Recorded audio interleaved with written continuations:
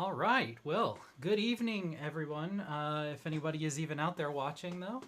But welcome to the stream. My name is Randy Ekman, and I am the owner of Stretch Your Mind Entertainment, a small production company based in the Houston area. Um, and I have been, I actually, I had been doing streams for a little bit about kind of this topic, which is how do you prepare for recording or producing live events of various kinds. um, and the last stream I did was about this time of year 2 years ago. So if you were watching at that time and following along and wondering, well, what happened? Well, um, a lot of things happened. So the original stream series that I was doing was leading up towards this very big gig where I was going to be doing not only audio but also video live streaming of a big concert that was being put on by um, a couple organizations in the area. And it was going to be my first time doing doing one of these big gigs that I'd set out to do years ago, and this is the first time that I was going to be able to actually do it. So since the last stream, life had just gotten busy. My day job, because this is not my day job, my day job had started to take a lot more of my time, and then as the event got closer and closer, it just was like I just gotta buckle down and do the thing. And I didn't really have time to worry about streams because there was a lot of panic of like, how am I going to get all the audio and the video working and everything. And then we got to the, the rehearsal before the event. And that was the day that the derecho passed through Houston, a really bad storm that, did a lot of damage in the area and ended up doing damage to the venue where the concert was supposed to be. And so that concert didn't happen. So I guess I'm glad I didn't waste everybody's time streaming more about that concert that unfortunately never came to be. It would have been nice if it had happened, but I think, knowing what I know now, my part of this would have been a train wreck. And so I had a lot of lessons learned from that experience. And I went back to the drawing board and said, I need to rethink this before, my process before I come back to trying to do another big event like this, especially because it'll again be my first time producing something like this. And so finally the opportunity came again at the end of last year to do the Christmas concert for Houston Masterworks Chorus. And that ended up being my actual first concert that I got to record, and I just did audio for that one. I reeled it in, partly for budgetary reasons on the organization's part, but also then, on my part, I was like, I think that I'm not ready to handle the video and stuff. So let's just focus on audio and let's figure this out first. So I did the recording for the Christmas concert last December for Houston Masterworks. And that was my first big concert. Although similar to the previous event where tragedy, struck right before the concert, I got a flat tire the night of the concert rehearsal, the dress rehearsal. And so I was on the way there, and of course, it being my first time ever doing a recording of this scale, it wasn't my first recording ever, but it was my first recording of like this scale for a large, ensemble. I was very nervous about this situation going into it, not knowing anything other than at least I knew the venue well, and so that worked to my advantage. But I needed to. I ended up reaching out to a couple other people in the field for help and said, do you have any advice for somebody who's doing this for the first time and does not have any chance to practice? I got one shot to get this right. So Luckily, I got a lot of really good advice from some people, and showed up to the event mostly prepared. But there was a lot of improvising that happened, and it was a very like a race to the last second. I mean, it was like minutes before the concert started that I finally like sat down, put on my headphones, and was like, oh my gosh, I think it's ready, and I think it's gonna work. And that recording ended up being really beautiful. It was a really amazing recording, and so I impressed myself with being able to pull that off, especially with it being really down to the wire and having only one shot to get it right because I couldn't go to the rehearsal. But it was very successful. But there were a lot of lessons learned, and so then I said, okay, kind of like the previous event, I went back and looked at what was my process for how I prepared, how did I pack and load up my car and everything even to get to the show, and spent a lot of time thinking about that and came up with uh, I think a reasonably good process that worked really well then for the second gig that I had, which was last May, for also Houston Masterworks, recording their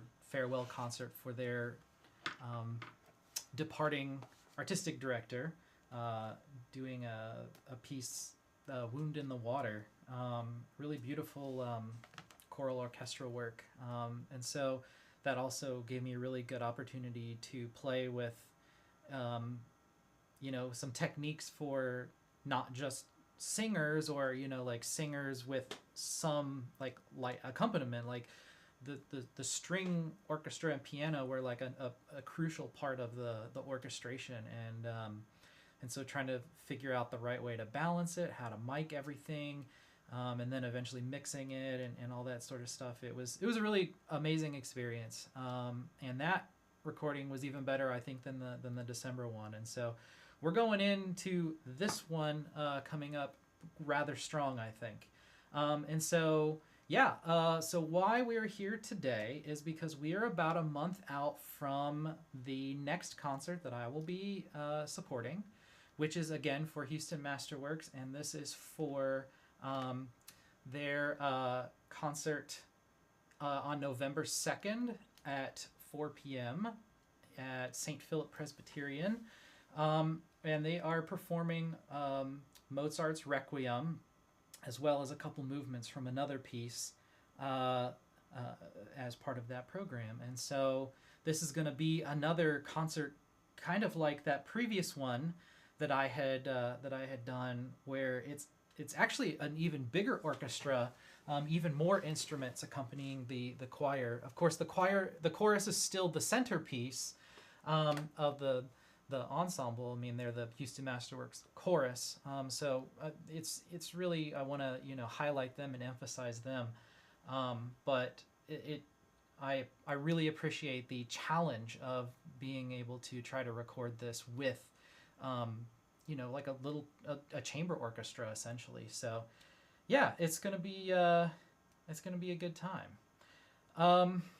So that is about a month out, and just because this is not my day job, this is just something I basically just have nights and weekends, and because I am tired all the time,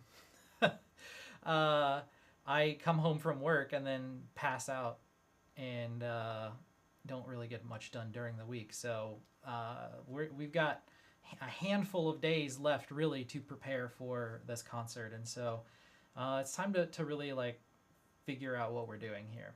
So there's a few interesting challenges to consider with this concert. So the first one is that unlike my very first concert, like I was saying before, it was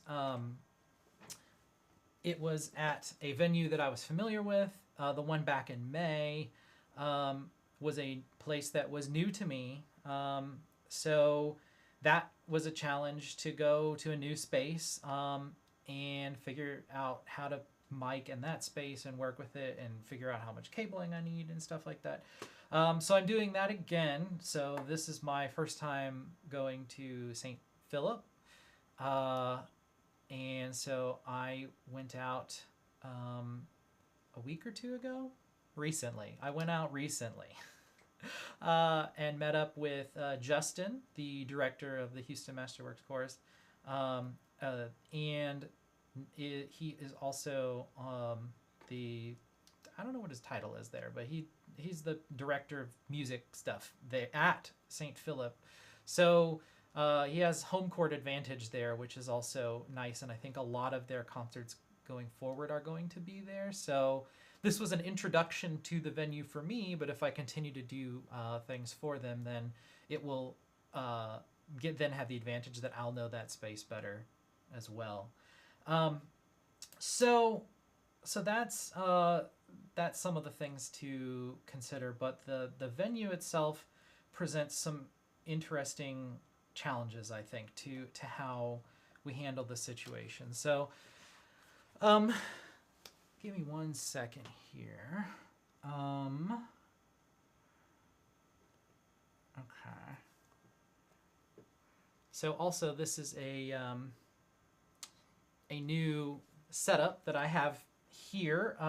This is a studio that I've been trying to build out in my guest room for a while, and it's finally coming together.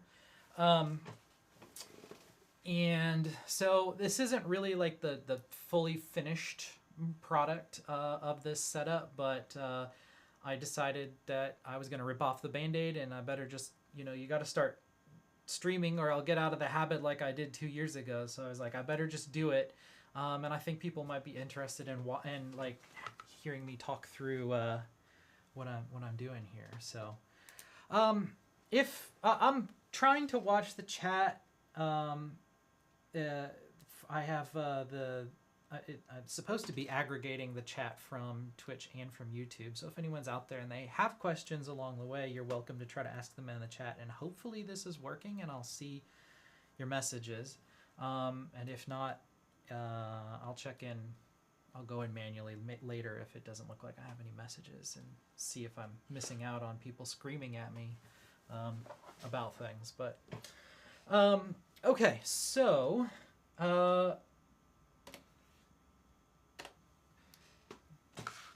we have here the score for the Mozart Requiem.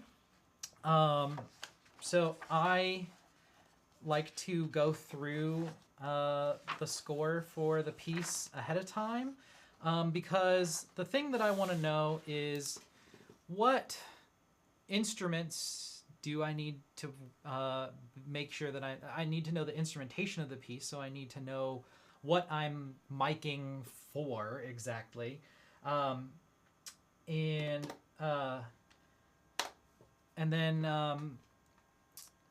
then there's all the question of, well, so how many microphones do you need? What kind of balance should you have? Because like maybe it is a whole like enormous variety of instruments, but you only ever play like one of those instruments at a time or something like that. So maybe it's not you're competing with everything all at once, but in this case, I think we are. And so there's those kinds of considerations to take into account. Is just at what points in the piece do different people come in and out. I mean, it's also just like I did something interesting at the concert in May where I basically I tried to get the microphone, all the different microphones kind of tuned in a way that I thought sounded good for the overall stage. And then I just left everything open all the time. And so the final recording that's in the video that's posted on YouTube for The Wound in the Water, it's actually none of the microphones are ever muted or nothing is ever faded in and out. And there's advantages and disadvantages to that. One of them is that it does pick up a lot of noise. And so that's not necessarily a good thing, but I did this kind of as a challenge to myself to see if I could do it. And so I did that, and I know that I've learned, that that I could do it, but it's maybe not the best way to go about doing this kind of recording. And you really should try to kind of fade things in and out when you can, and do it in a way that nobody's going to notice what's happening. So one of the other things that's important for classical music is that classical music recordings are different from the way that you would record a lot of other things like studio recordings, right? Because a like a proper studio recording, I shouldn't say a proper one.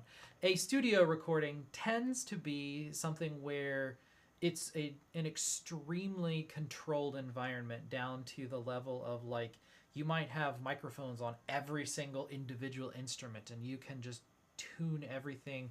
Everything is under your control. It's a very scientific thing.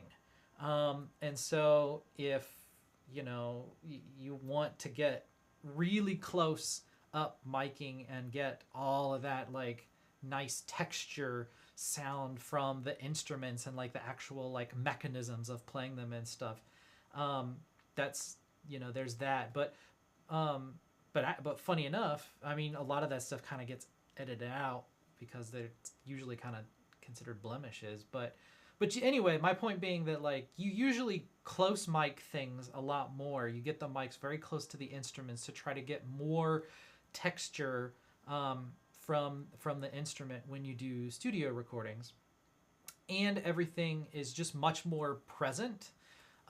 Everything is kind of generally a little bit louder, and so you don't have as much what we call dynamic range, right? There's the quiet parts are quieter than the loud parts in a pop recording or even like a studio recording for like a movie soundtrack or something, right? But it tends to be just a little more kind of loud, and the quiet parts aren't quite as quiet. So everything is a little more what we would say normalized, right? But the whole art of classical recording is that a classical concert live recording is supposed to capture the space. It's supposed to capture the experience of if you were there in the audience. So it should sound like what it sounds like sitting in the hall, which isn't necessarily what you hear, if you're going to a movie and you hear the movie score, because like a movie score is supposed to be immersive and big and things like that. And the concerts where the orchestras are big and immersive are impressive. But that is a more rare experience in person, and thus translates to a more, I would say, rare kind of experience that you get in classical recordings. So that's the main thing that we have to consider, is that if we want this to be a traditional classical recording, then we need to try to capture as accurately as possible. It's all about truth. You want the recording to sound as true to how it sounded in person as possible, but you can still kind of embellish things a little bit stylistically here and there, but it should generally, the overall predominant thing should be truth. To which you might think, well then, so you get a couple microphones and you put them out in the audience, and then that's it, right? But it's not quite that simple, because that's maybe 75% of the sound that you're going to hear on this recording. But microphones, this is something that has always perplexed me still to this day, that here we are in the year 2025 with all the technology that we have today and whatnot, and we still have not figured out how to make microphones that record the way that your ears hear exactly. and we don't have cameras that record, pictures and video the way that you see it actually with your eyes. So everything is always, there's always biases in everything. And so the art of doing these kind of technical things, technical arts, in a way, to try to portray reality as authentically as possible. That is the challenge, because you want people to hear. It's kind of funny in like classical recording, like you did a good job if people don't notice that you recorded it, or that that you did anything to it at all. You did your job when people aren't impressed with your work, which is kind of the funny thing, because you don't want them to be blown away by the sound unless that's the way that the experience was. So anyway, all of this to say, it's nearly impossible to get one microphone that can capture exactly what it sounds like in a space. And so you have to have multiple microphones that each do different jobs to try to help tell the complete story, but do it as minimally as possible, because you want predominantly the sound to be the recording from the front, what you would essentially like hear in the room. So we have a couple different tools at our disposal. And in my case, I have I have a whole cabinet of microphones and things. And so also, I'm just gonna apologize in advance that I'm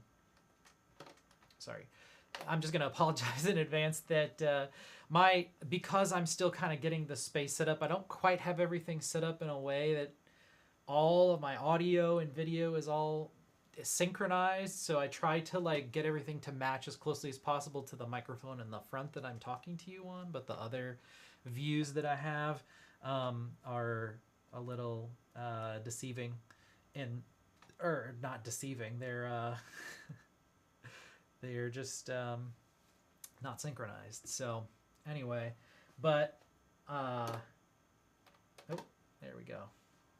And then yeah, let's do that. So over here I have, this is my cabinet in quotes. So this is my road gear that I take on the road with me.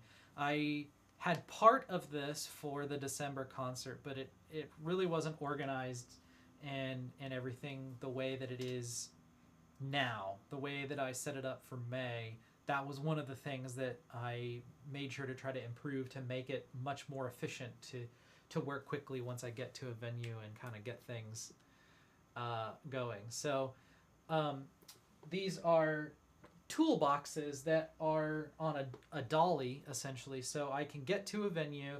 They're stackable, so I can unstack them to get them to fit into my car. And then when I get to the venue, I just take them out of the back of the car, I stack them, and I can roll the whole thing into the place. And I got everything I need for the most part right here.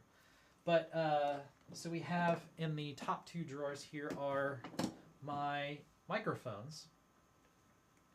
So what I used for the front microphones in the May concert were these two.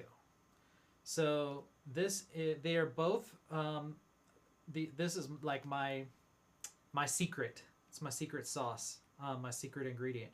But they're the biodynamic. They're biodynamic microphones. This one, let me switch cameras. This one is the M160, and this is the M130. So this microphone is a hypercardioid microphone. which means that its most sensitive spot is directly in front, and it's hypersensitive directly in front of the microphone. But then it has a lot of it rejects all the sounds that are behind it better than other kinds of what we call polar patterns, different kinds of microphones. This one, on the other hand, is a more traditional ribbon microphone, which they have the strange property that they have what are called figure 8 polar patterns. And so they have sensitivity on either side of the ribbon, and then they reject sounds that are on the that are basically like in line with the ribbon itself. So you want to be in front of or behind it, and it picks up both about equally. And so you also have to be really sensitive with these kinds of microphones, because if I say, like, I wanted to record my voice and I have this pointing at me, but then I have a really loud thing that's on the other side of this microphone, well, my voice might just get totally, like, drowned out by whatever is in front of this microphone, because it's going to pick up, its sensitivity is the same in the front and back. So that you have to be careful about where you put these and how you use them. But the reason that I got these is they're designed to work together, specifically these two microphones. And so you take this one and you put it like this, so you have the ribbons are actually pointing to the sides, and then you have this one pointing to the front. And so then you can use this to pick up basically like the primarily like center of the stage, and then you use this to kind of get like accents, if you will, from the sides, from the left and the right. You can pick up the things that are on the sides, and you can mix these microphones together to get a stereo sound, and it gets you a nice even kind of coverage of the entire stage. Now this, the way that you do that though, this is a little in the weeds about how you like the mix microphones and how the math behind it and everything, but essentially the way that you do this, it relies on the signal from either side canceling each other out in a way that kind of it results in a signal that gives you this like left or right thing. But if you just have these two, it sounds really great, and you get that nice stereo pattern. But if you have a lot of other microphones on the stage that you're mixing in with the signals from this, now you start having the signals from this interfering with the signals from the other microphones, because now this microphone is trying to cancel out the signal from other microphones.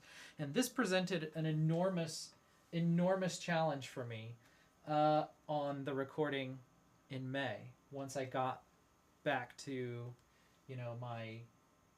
my office and was editing things there. It was a big problem.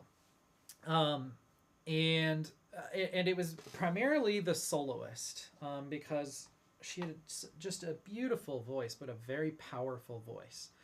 And so she was so loud that it was like her voice was getting picked up by like every microphone on the stage, which is normally what you want, especially from like an operatic soprano. But in this case, it started triggering this microphone to try to cancel out some of those signals, and it started behaving very weirdly. And so I had to be very clever about how I mixed things, and in some cases it didn't quite sound as good as I thought it could. And I don't want to risk that happening again. And so while I enjoyed my experiment with doing what that's called mid-side recording, when you record with those two microphones in that setup, So while I enjoyed my experiment with mid-side recording, I wanted to do that back in December. And one of the people that I had talked to in my panic after my after my flat tire, who was a Grammy Award winning recording producer, actually, he didn't say not to do mid-side, but he said you should do ORTF instead. And so I took his advice, and so and it was a beautiful recording. And so of course that you would say like, oh well, then if the wise Grammy winning recording engineer said, oh, do this setup in this scenario, you would think that I would learn my lesson. But I wanted to try it. I wanted to try it because the only way that you can know for sure what's going to work and what isn't is if you try it for yourself, right? So I tried it, and I think that there is definitely some situations that I could see where this would be a really great setup to use. And the sound from those microphones, if it was just those microphones in the mix, that would have been it was beautiful. It was spectacular. If that was the only recording I had, I would have been happy with it, and it would have been fine, and that would have been probably the right answer for that situation. But I had other microphones, and it didn't give me a complete picture of what I wanted, because as I mentioned before, like there's pros and cons to different kinds of microphones. And so the downside of using like these two microphones is that you don't necessarily get as much even. Well, first of all, if you're relying on only two microphones they were on stage, but still, in the grand scheme of the universe, far away from all the instruments and very far from the singers, who were very far back on the stage in that particular venue, where it has this very, very deep choral shell. Yeah, it was crazy. They in that kind of a situation, everyone's really far away from these microphones, and so you don't get quite as much nuance as you would think, and so you start sacrificing things like picking up low frequencies. So like bass instruments, if you get too far away from microphones like these, they don't pick up the low frequencies quite as well. So like there's also the fact that not all microphones pick up all frequencies the same, and they don't pick them up in the same pattern all the same. And so that's kind of where you have to that's the part where I was saying, like, we haven't found microphones that work the way that people's ears actually do. And so even though we as humans can sit in an audience and we can hear these beautifully rich orchestral sounds with all of their frequencies, and our brains can process that all, and our ears can somehow pick it all up just the right way, it's really hard to get microphones to do the same. And so instead, you have to get different microphones to do different things. So you have these at the front, and like I said, these told most of the story. This is most of what you heard on those recordings. But then I also had these, well, maybe not. Yeah. Is it this one? Yeah. These are the Omnis. So these are SE8 microphones. They're small diaphragm microphones, and they have interchangeable tips on them, so you can take the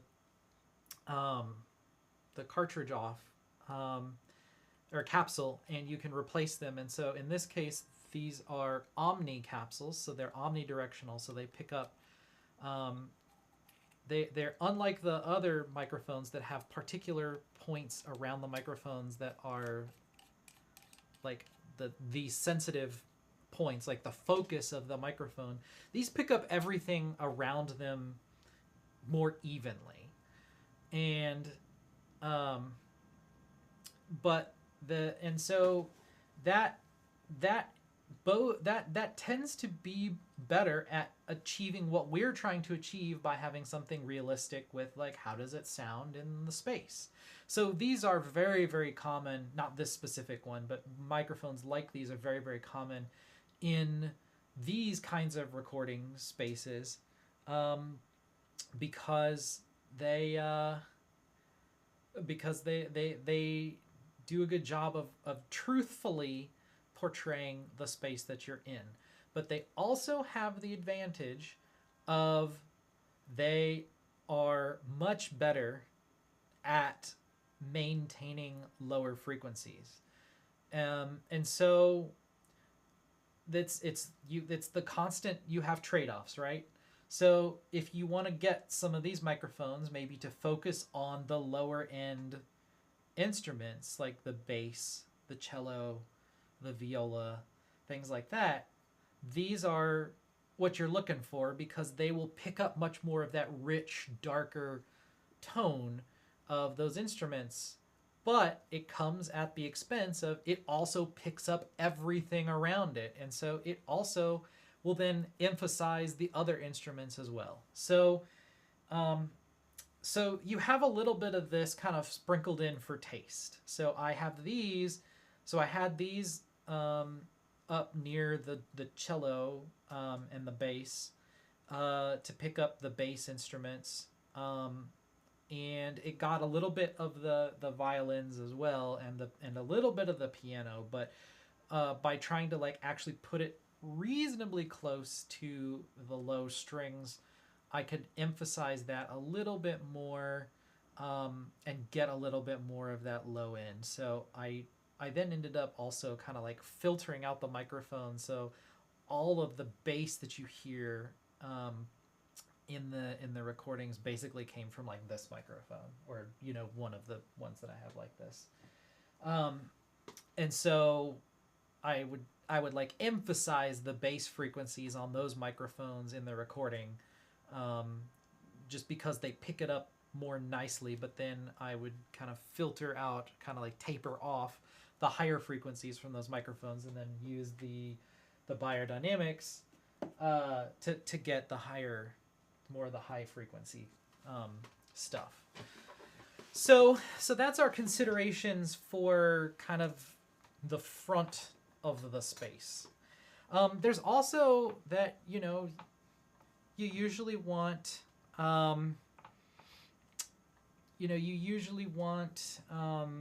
to get not just the instruments on the stage, but like you also want to get like the reverb of the space. And so like how much does the sound fill out the room? You want to hear those reflections from the back of the room and whatnot. And so then you get that like nice long echo going on, because that tends to just really make things beautiful. It's just something about like I think a lot of instruments, if you really hear them individually, you may not appreciate it when you're listening to a recording, or I think you appreciate it more when you're sitting next to an instrument.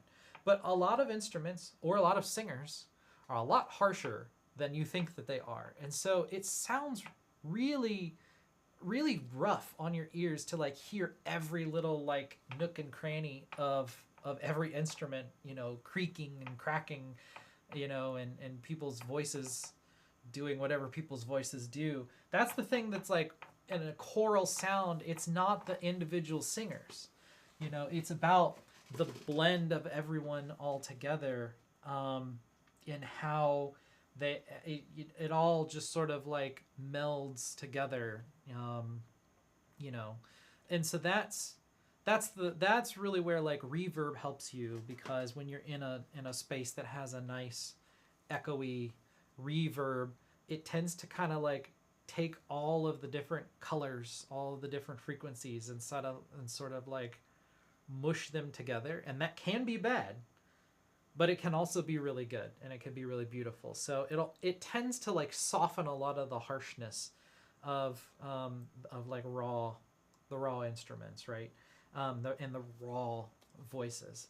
So so you usually want to try to get as much reverb, capture as much of the reverb as you can. So I'll often have like microphones like this just out in the audience, like actually in the audience, just to pick up like what does it actually sound like out here, because I might not use that to try to like portray the sound on the stage, but if you mix it in with the microphones that are on stage, it's going to naturally have a little bit of delay to it, and it's going to give you that kind of reverb sound, and it'll capture some of the other like reflections happening in the room and stuff like that. So these microphones are really good for that as well. So we want to get the front of the stage, we want to capture the room, but I think that, like I was saying, like there is the harshness stuff, but that's also some of the bits that give music character.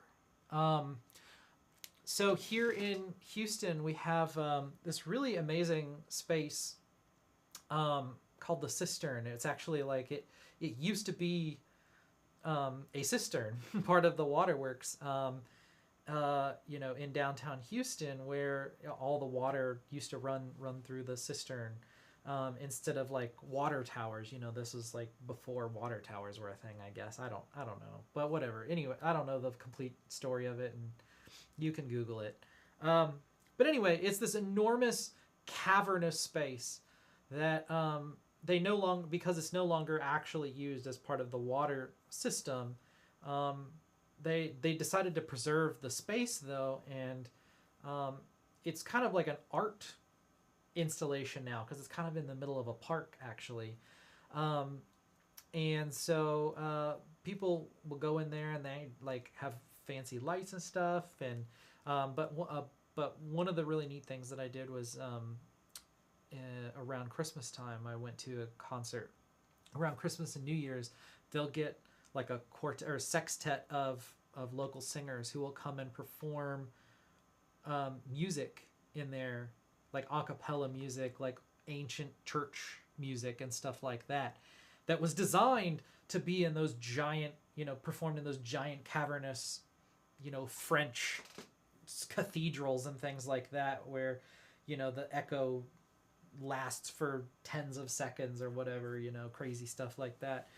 And so, that was really, really cool to hear it, because that space is one of the spaces it's got to be like one of the that has like one of the longest echoes in the area for sure.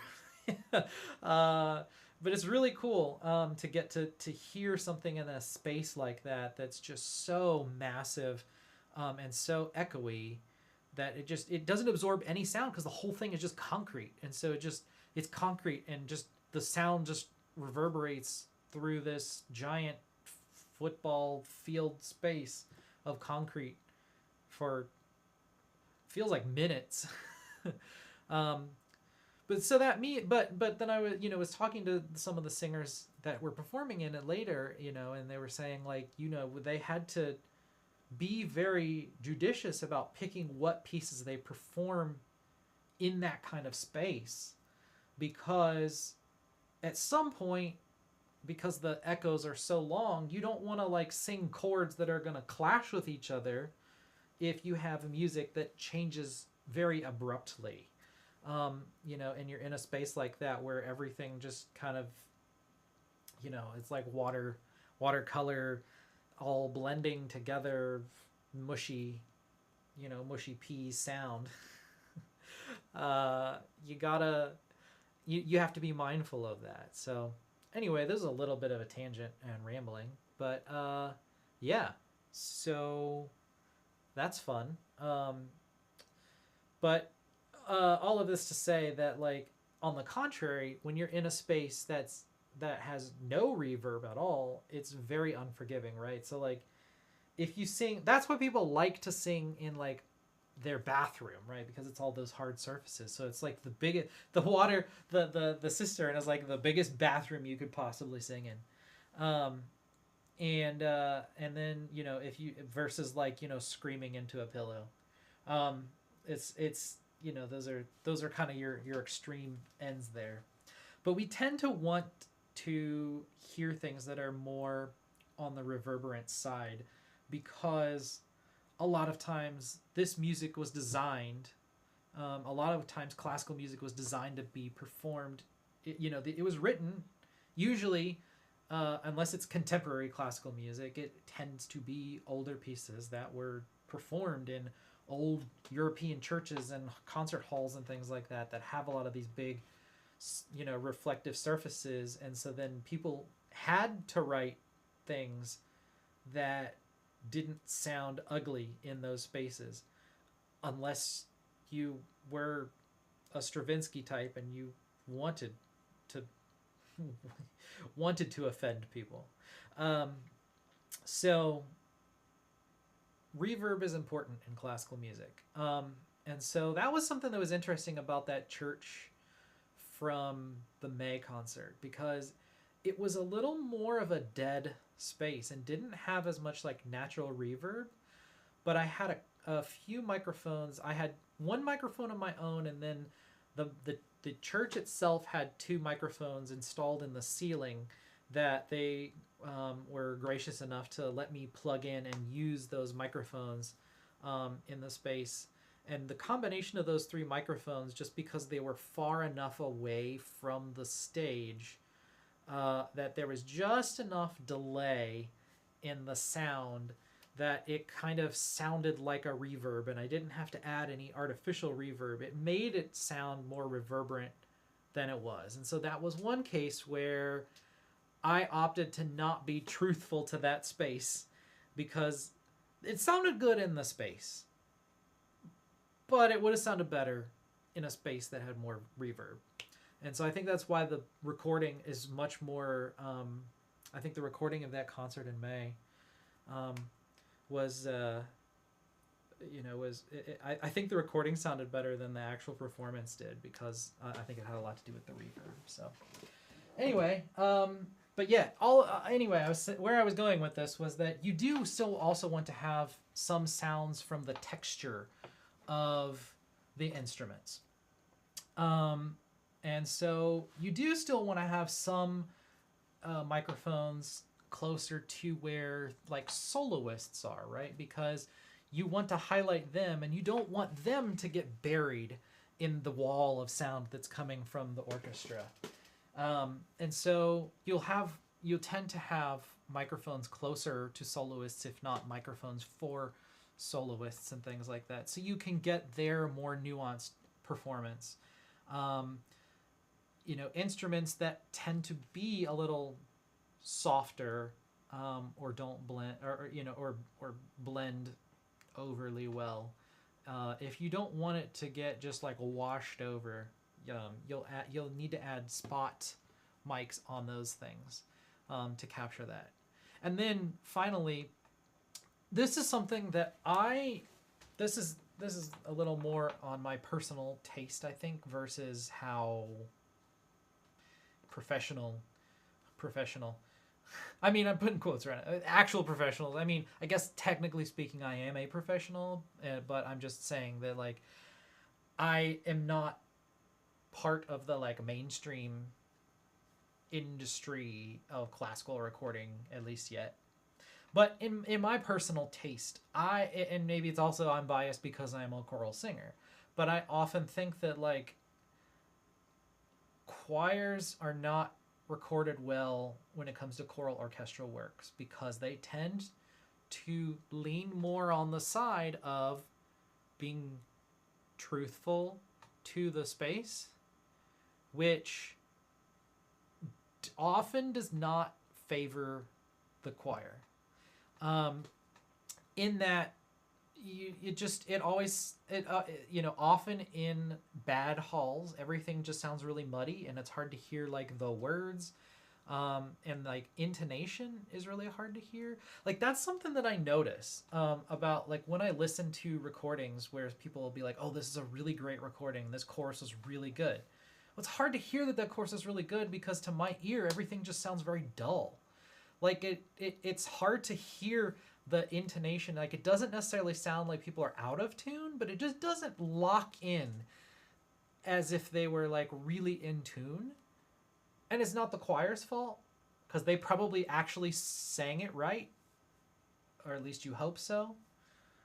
Um, but I think a lot of that has to do with people tend to they'll put mics on a chorus, but it's just there again. I think more for the texture, and I don't feel like it. That I think that those microphones are not used as much as they should be.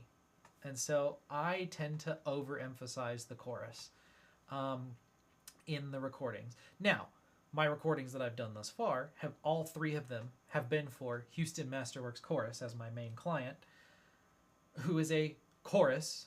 So I wanted to focus on the chorus in those situations, right?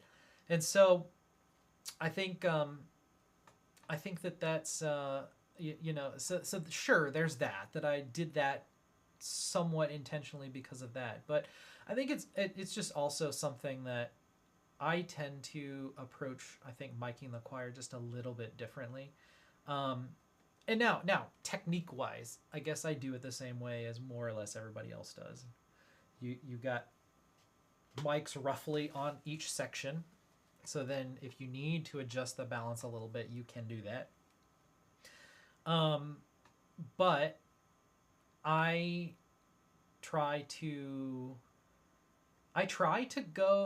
lean more towards not necessarily focusing on the sections and having so I might not use something that's more directional like the cardioids.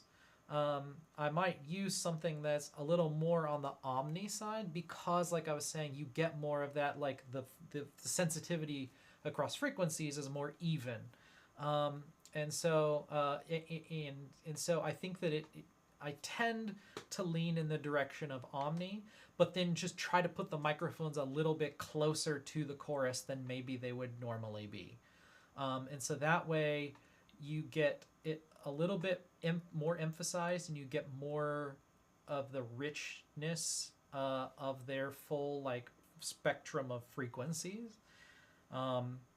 Than maybe you might hear in another traditional recording. Now, I think I should say, like, for those of you who might have, who are in Houston at least, and were either part of or attended our most recent concert with the Houston Symphony Chorus. Sorry, I'm a member of the Houston Symphony Chorus. So our most recent concert was doing Schmidt's, the Florent Schmidt Psalm 47. I have a lot of opinions. We're not going to get into that here. But actually, no. Okay, this is relevant because I mentioned Stravinsky earlier, and there's a very close relationship between Stravinsky and Schmidt. They were like personal friends, and there's a real relationship between their music and whatnot. And I was mentioning before about how that's one of the things that like marks modern music is this people deciding to write music that they wanted to write and not necessarily without any regard for the space that they're in. And so like that's why, you know, we had, you know, jazz evolved over time, and it's known for all of its like kind of clashy, crazy chords and stuff. But usually you don't hear jazz performed in a giant concert hall, right? So because that dissonance is very hard to listen to in a big reverberant space. But like if you go to a jazz clubs are very dead sounding, and so you can have these very, very dissonant sounds, but the sounds don't linger in the space. And so it doesn't sound as bad when you're in one of those kind of spaces, but when you're in a big concert hall, it does. So I think that most so anyway, where I was going with this is that that's why you tend to not. I mean, people enjoy it, sure. Like Stravinsky's a classic. People love to go listen to Stravinsky performances, and so sure, like maybe he's the one who figured out how to like buck the trend and do it also while still sounding good in a space like that. I don't know that Schmidt necessarily did, even though he was a direct influence on Stravinsky. So it influenced Stravinsky, but Stravinsky maybe perfected it more than Schmidt did. I don't think that that is a piece. I don't think the Schmidt is a piece that lends itself normally well to being performed in a big reverberant space. And Jones Hall here in Houston, where the Houston Symphony performs, is not necessarily, it's notoriously a rather dead space for a symphonic concert hall. So I think that that is I think that that is why when we had when they recorded our concert for the YouTube live stream for the Houston Symphony, a lot of people listened to that recording, and those of us who were in the chorus who were listening to other recordings on YouTube and Spotify or like, you know, other published recordings out there of the piece, there's only like a handful of them because it's not a very rare, it's a pretty rarely performed piece in the first place. But, you know, we were desperately trying to find pieces to like help practice with because it's such a hard piece, and it's not one that you can just sit and like play it on the piano and you're going to be able to figure it out when you get together. You need to hear all this stuff like in the context. And it was very hard to find recordings that made any of that stuff make any sense.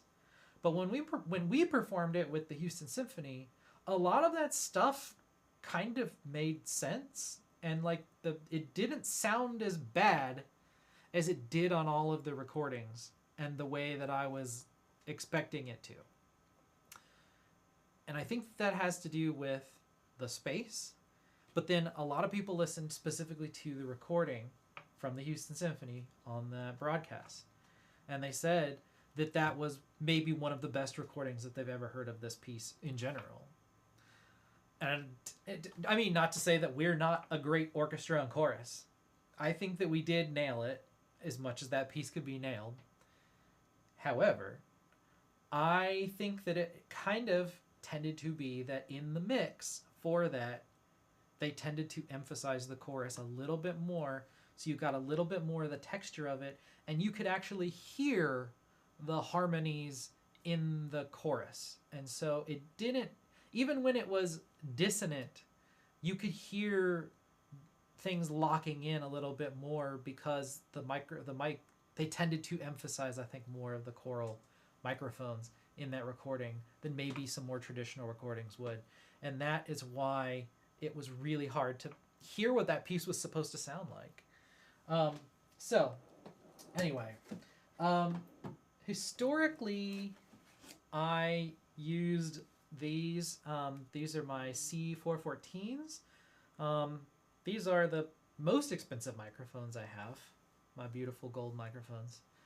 And I put them on wide cardioid because they have, you can actually adjust what pattern is on them. You can see they've got little drawings on the front to show you what the different sensitivities are. So like the little 8 is the figure 8, and then the big circle is just omni.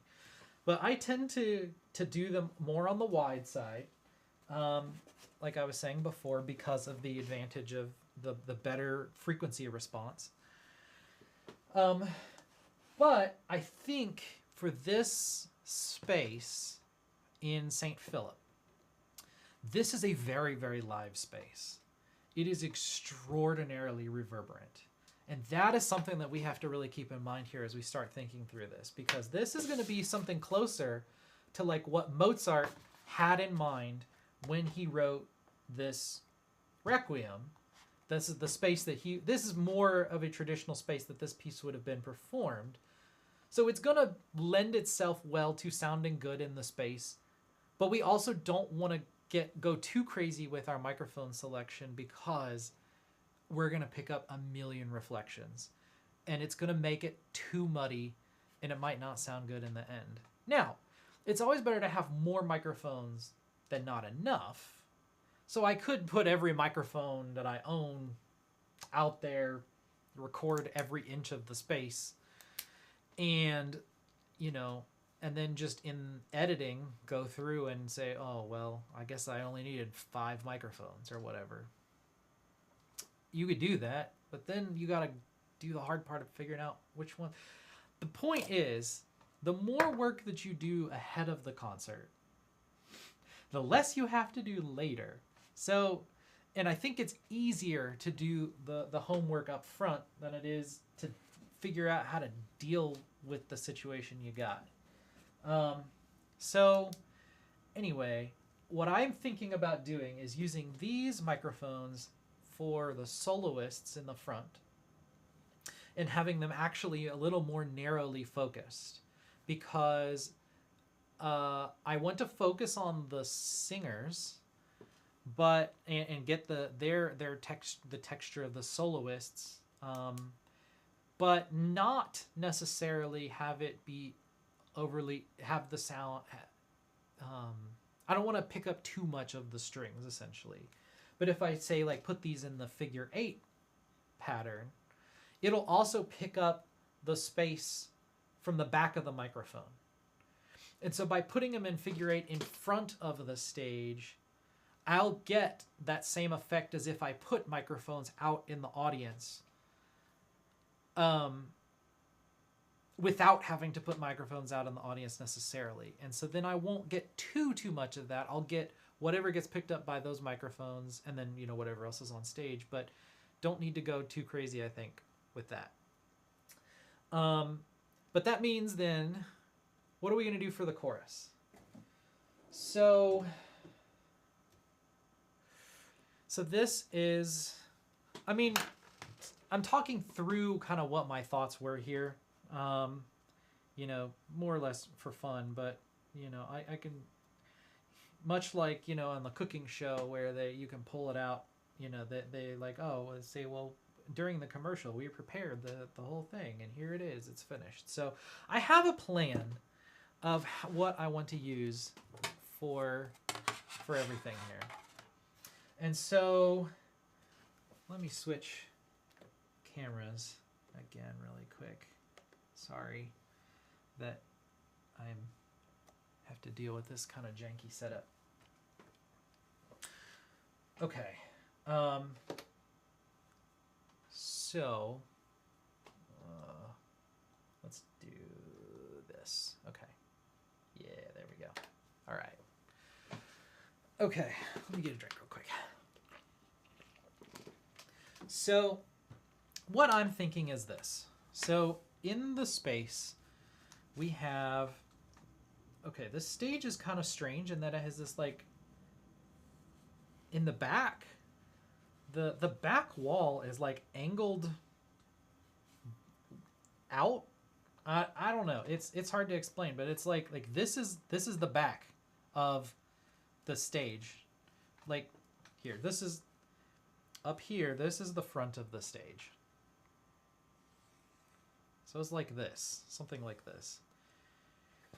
So here's the conductor, and then this is the audience. So the audience is here, and here's the conductor with his baton. We'll draw a treble clef. You can't see that, but I drew a treble clef, or attempted to. Anyway, but this is where the conductor is. So we want to have, so I know I'm going to have in the front, I guess I didn't really get to where I was going with this earlier. I said I didn't want to do mid-side. What I want to do instead is a pattern, which is what I used in December, which is what I was told to do by somebody who's an expert,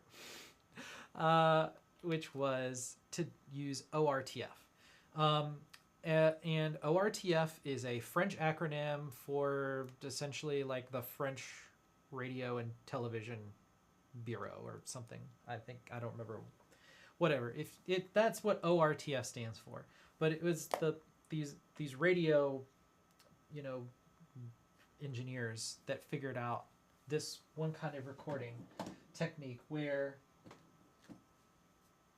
if you have two microphones like this, but you put them angled, uh, where the angle between the tip of the microphones is like 120 degrees, I think, um, then it kind of mimics more closely the way that your ears actually pick things up.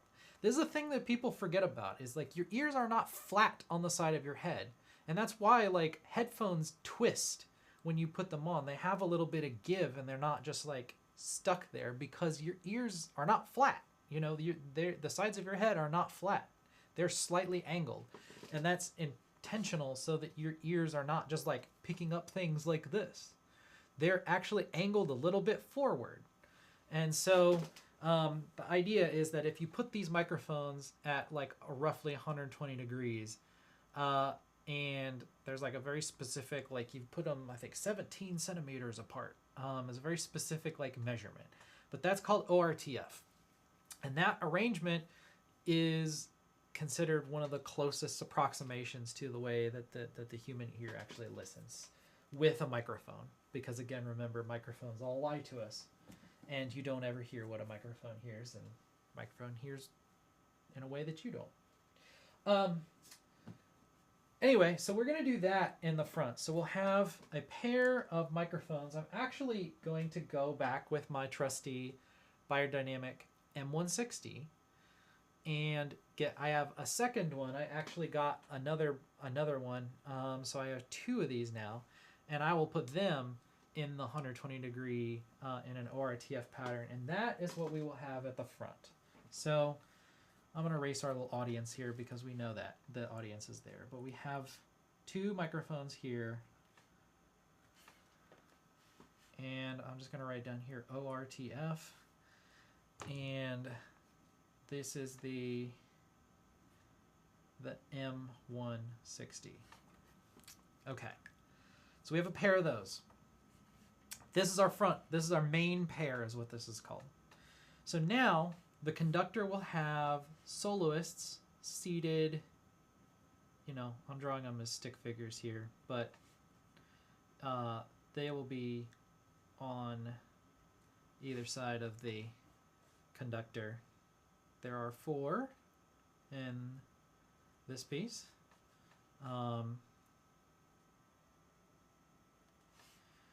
So in between 2 of them, we will have microphone here, microphone here, and these will be the C414 in something closer to figure 8. I'm going to say figure 8, right? You know, figure 8 question mark. And this is also C414.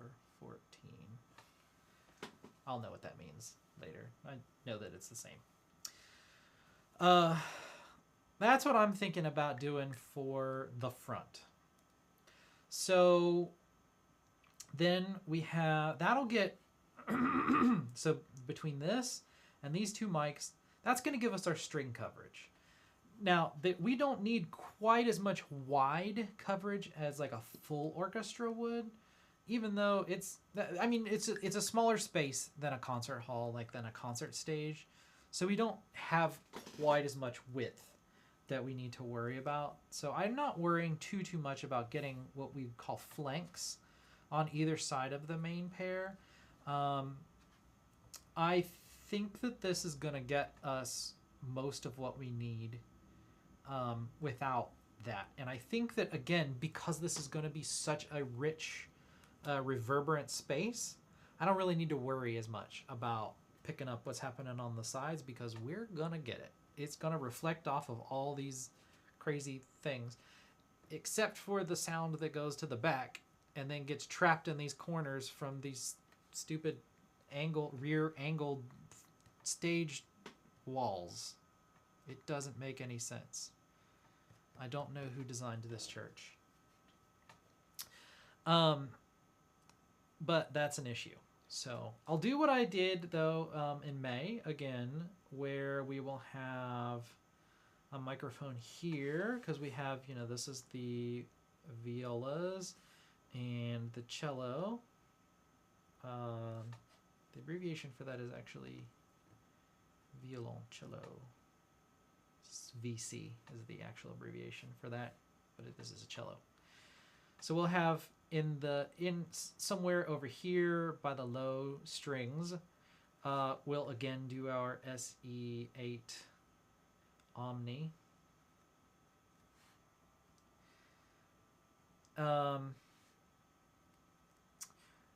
And so then that'll get us the low strings.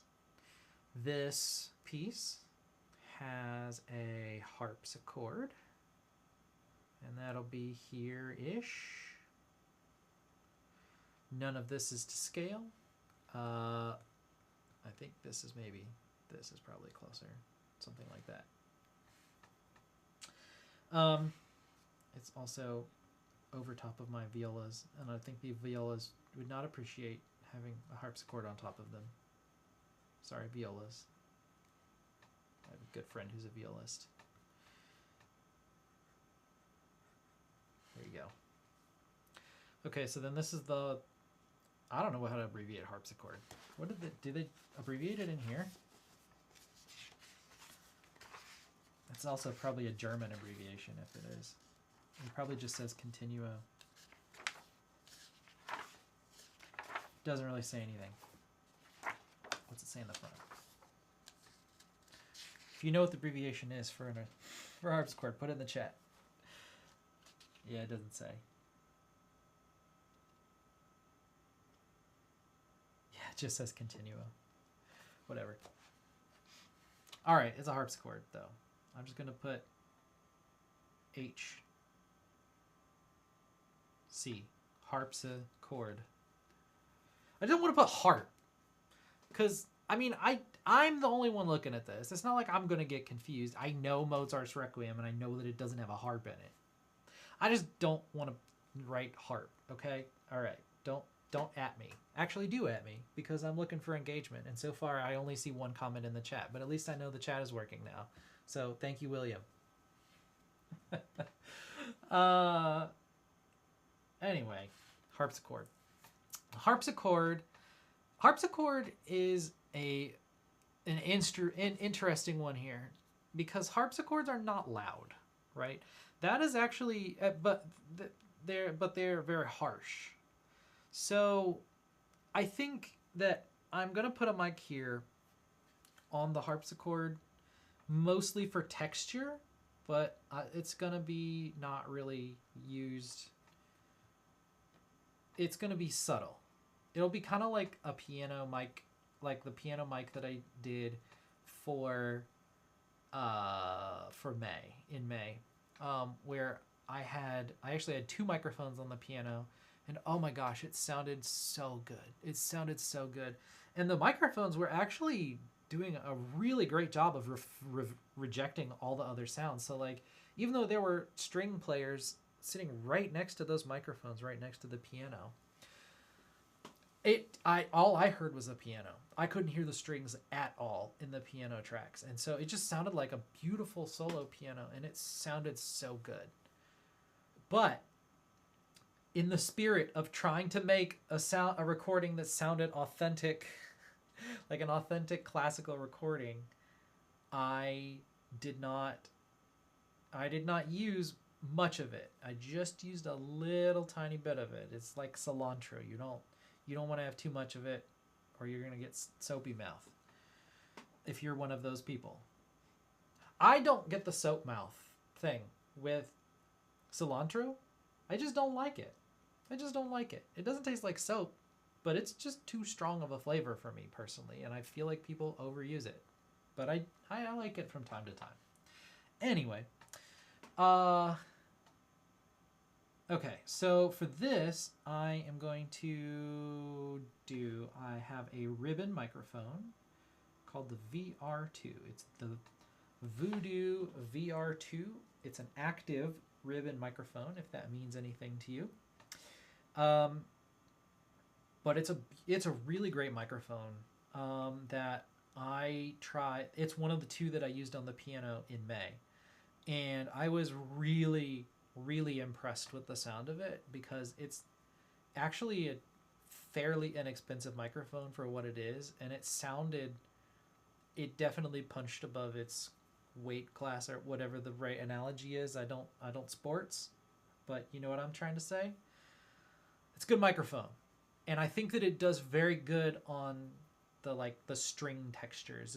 It's very sensitive to the strings. So I think it'll be really interesting to hear the sound of the strings. And what I'm hoping is that I don't get too much of the plectrum sound on the harpsichord. But I can just throw the mic out if I don't need it, or it doesn't sound good, because I'm gonna have plenty of other microphones in the area that'll pick up the sound. So anyway, okay, so we got these, we got the bass, we have the harpsichord, we have the violins over here, 1 and 2, and V, L, N, 2. Okay, so there we go. There's our strings. And then question mark. Now, the reason there's a question mark is because on the stage at the venue is a piano. Let me see.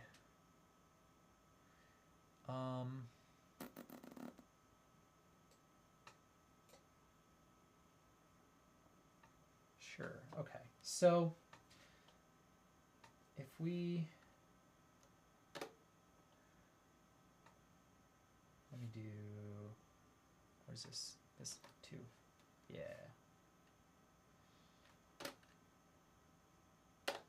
So here's a picture of the stage, and you can see like there's a big altar in the center of the stage that moves. So they're gonna move it for the concert, and so that's where the strings will be. But there's also a big piano immediately behind it. It's in the middle of the stage. There's no ramp on the stage, or really any way to get the piano off the stage, unless you get a piano mover. So that's the big question, is are they going to try to get a piano mover to come and move that piano and get it off the stage for the concert, and then move it back, I suppose, because they'll need it for like church stuff, or are they going to just try to put everyone around the piano and deal with it? So that's a big question that I need to hear back from them on. But I think they were thinking that they might try to put like the piano maybe off to one side. So, something like over here would just be the piano kind of taking up space. That's kind of piano-ish. But I don't need to mic it. I'm just noting it here. That's not a very good drawing, but I'm also not a great artist, so I'm sorry that you're dealing with this, my awful drawing. So let's assume that they kind of put it over here off in the corner, in which case then we would have the woodwinds would be kind of where they are more traditionally positioned in an orchestra, which is in kind of the more centered in front of the conductor but behind the harpsichord. They may end up going off the side of the harpsichord over here, maybe. I guess it depends on how much room the violins take up, and I guess it depends on how much room the piano takes up. The question is, should I have a mic on the woodwinds? I would tend to say there should probably be one, and just use one microphone and an Omni. So we'll maybe do the same thing over here. So get the sister microphone to this one that I have on the low strings, and just do another SE8 Omni here.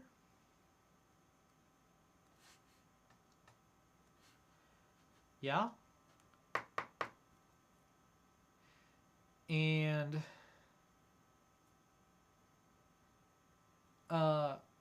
the rationale there being same thing in that I want to get a little bit more of the texture of the instrument, but I don't need to necessarily overemphasize it. So I think this is one that I could give or take on. This one, I worry that this one is going to make this recording more muddy than it needs to be. So I'm going to keep the question mark there because I have not actually decided if I want to keep that one there or not.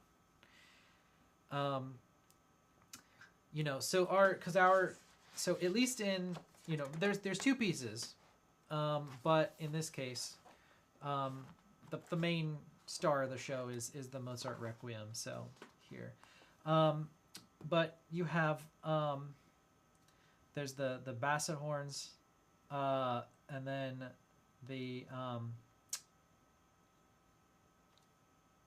bassoon and clarinet. Those are very reedy, and they cut. And so I don't know how much of that we really want a close mic. I think I might err on the side of putting the microphone there and then just not using it in the end. I'm going to have to hear it. I think I'm going to have to hear it. It's just, it's a tough call.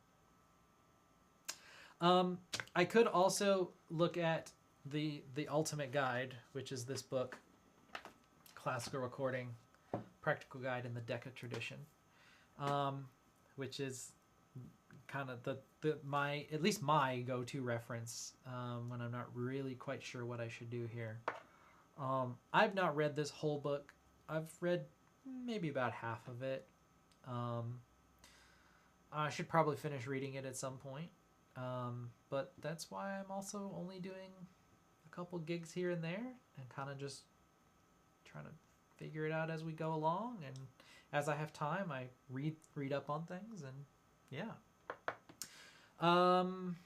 Okay, so woodwinds. There's also brass. More specifically, we have, is it just trombone? Trombone 1, 2, and 3. Trombones.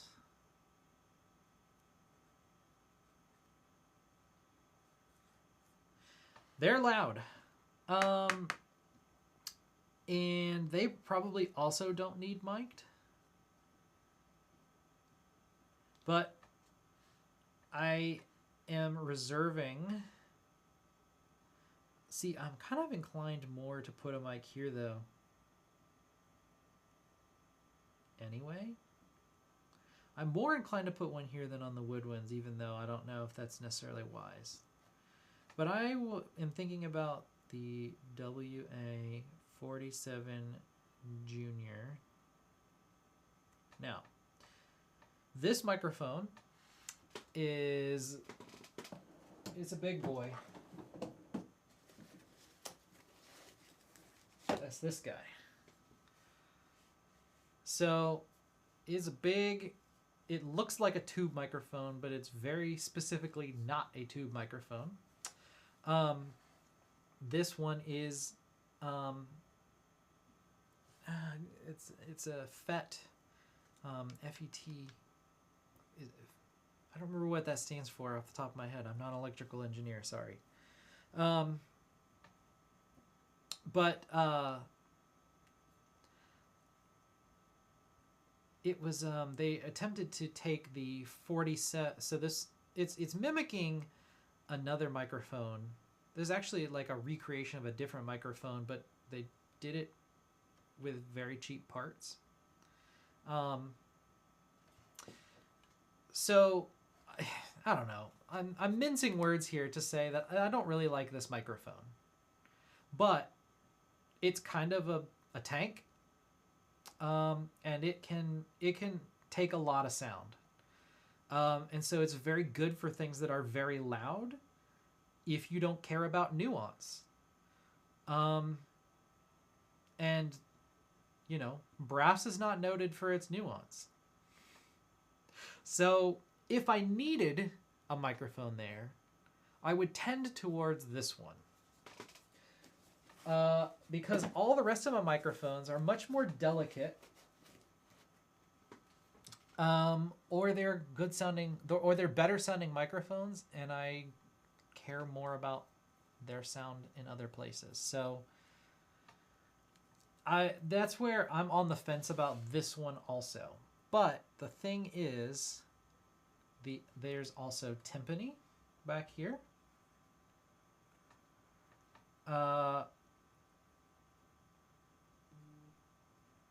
We got timpani back here. And so, oh boy, I better be careful about how I draw that one. Let's not. All right, we're just going to say there's a timpani and there's a microphone on the timpani.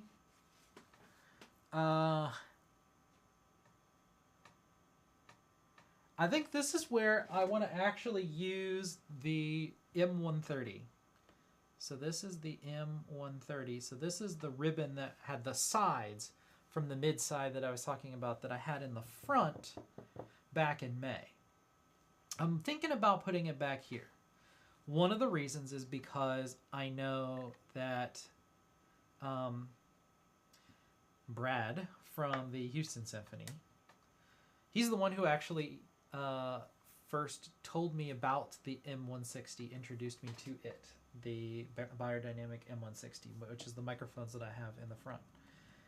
And he uses them on timpani with the Houston Symphony.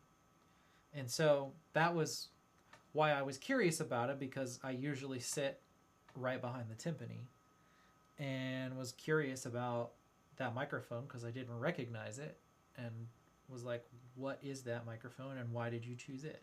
And so anyway, he was the one who first told me about the M160 and how amazing it is. And he likes it on timpani. Now the M130 is not the same microphone, but it's quite similar to it. But it is a ribbon that has the figure 8 bits.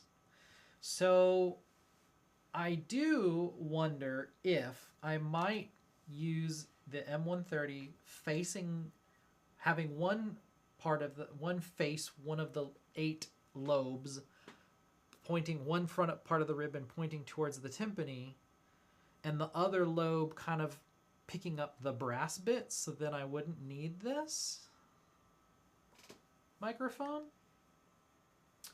And I just use the M130 to pick up both the timpani and the brass. But there's also, for the other piece that's being performed here is it's a I've not actually heard it, but I have seen the score for it. I don't have a printed score for it, but I have seen the score for it. And it is a Latin style work. And so it has percussion and it has guitar with the chorus, which is interesting.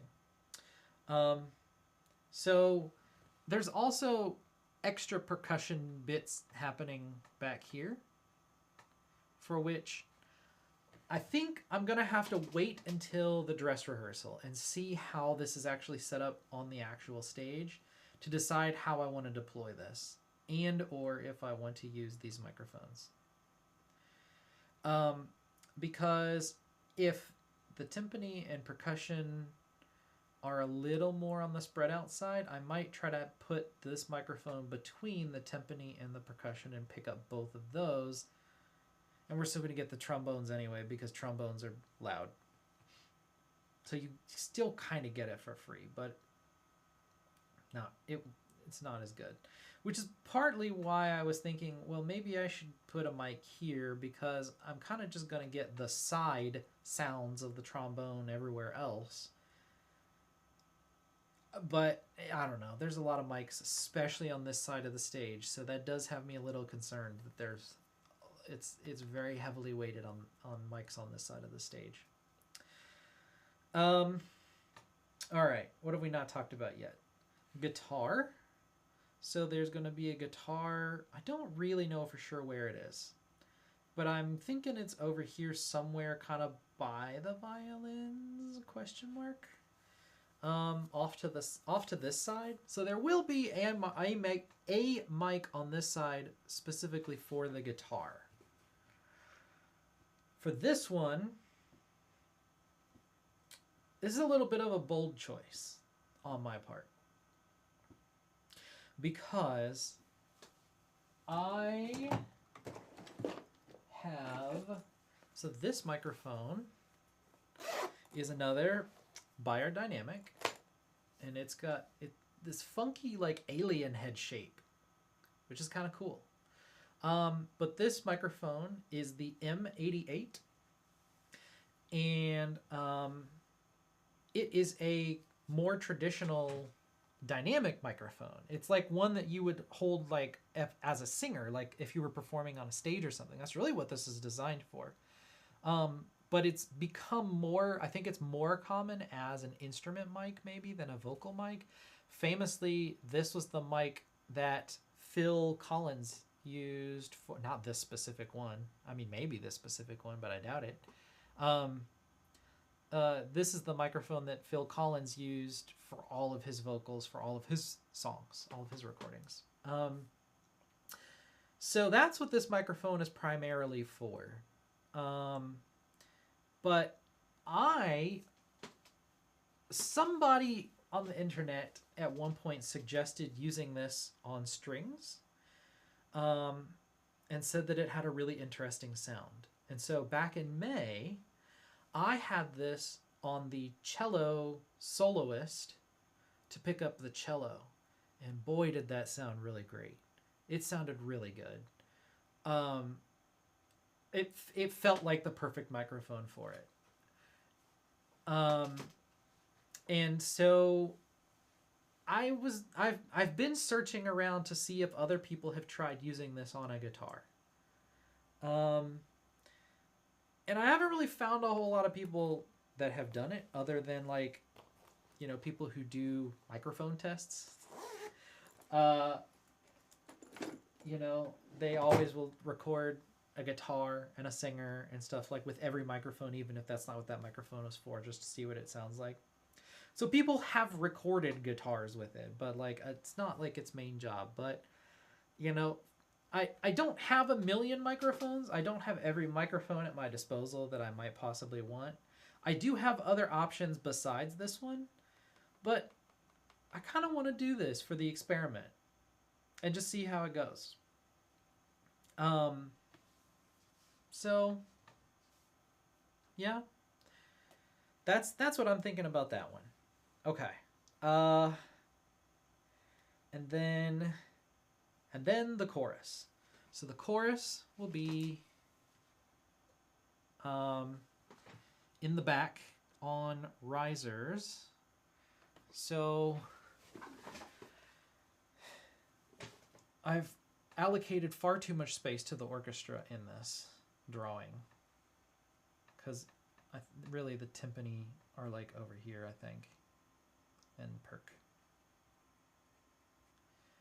And this is all kind of smashed a little bit more and like over to the right, to the front. So there's not just this little like thin strip, although I feel like it's not all that far off. I mean, if we go back to our picture, do I have a different picture of what's going on back there?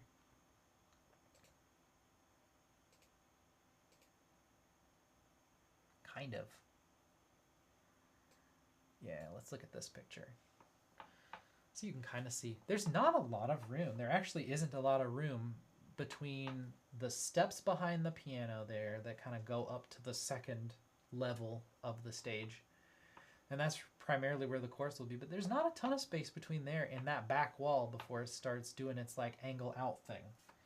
So anyway, that's where like we get this, all these like awkward, so clearly the piano is not there. So our piano is over here somewhere-ish, right? Gosh, I just had to drawing another crappy piano. Anyway, but there's all this dead space back here and back here, and this is not great.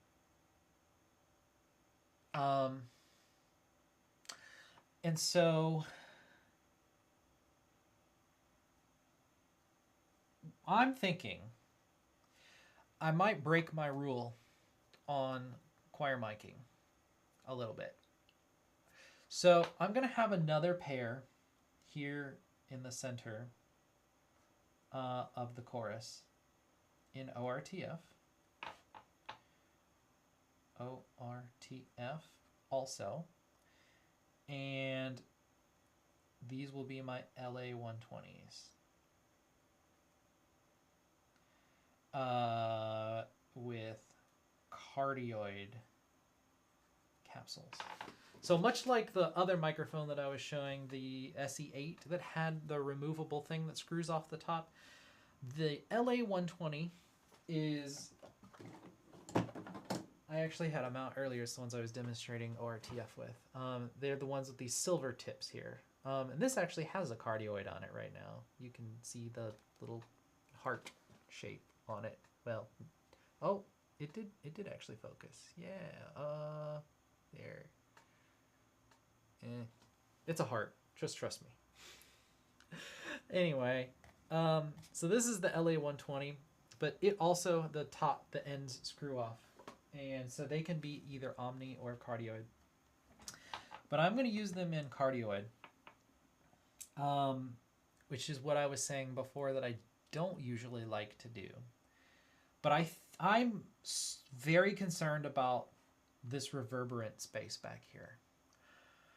And I think that if I get something that is like omni, it's just gonna get all of the sound waves just reflecting off of these walls and pick all that up. So I think I need to have something that's a little more localized. And again, if I like to put the mics a little closer to the choir than you're technically supposed to, maybe, that'll help a little bit. It just, the only risk is that with doing something like this is that you get hot spots. And that's always... It always feels like the person in the group who doesn't know their music or has the really bad ear and is always out of tune or has really bad vibrato or whatever, that's the person who the microphone is always pointing at. It just always works out that way. So there's always the risk of exposure to something like that with this kind of setup. But I think I'm kind of backed into a corner. In this one, get rid of this and this, and this was where we had, this was the M130 for the timpani. But I think similarly these, I'll have flanks over here, so this is an LA 120 cardioid, and then over here.